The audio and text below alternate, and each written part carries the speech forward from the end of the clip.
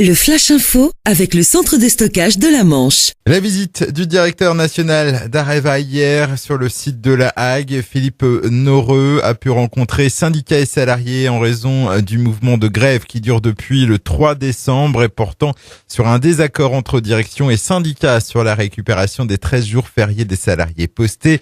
Il a notamment proposé la suspension de cette mesure et donc de la grève dans l'attente d'un médiateur. J'ai proposé une médiation externe qui permette de continuer le dialogue dans lequel nous avons toujours été. Et pour montrer que nous donnons toutes les chances à la médiation, nous avons proposé la suspension du conflit et la suspension de la mesure pour quelques mois, de façon à ce que le dialogue se passe de manière constructive dans une usine qui est au service de ses clients, au service d'un nucléaire qui est sûr et compétitif. Il faut que l'on sorte du blocage actuel. Philippe Noreux, le directeur d'Areva au micro de Ludovic pour Hague FM, est réuni en assemblée générale hier soir. Les salariés grévistes ont voté à une très large majorité en faveur de la médiation et de la levée du mouvement de grève.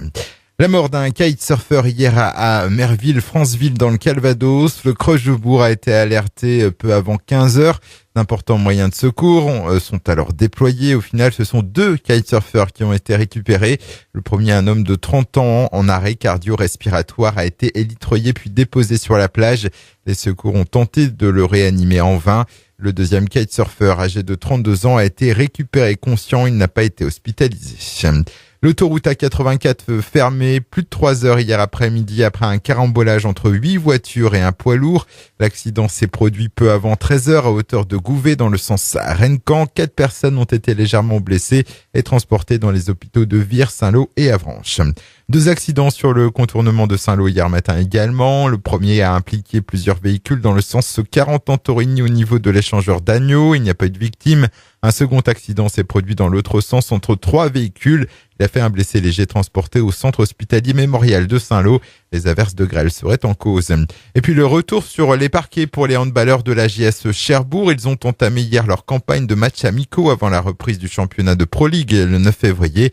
Une rencontre à la salle de l'Églantine de Tour-la-Ville face à Caen, autre formation de Pro League et qui s'est soldée par une défaite 28-30.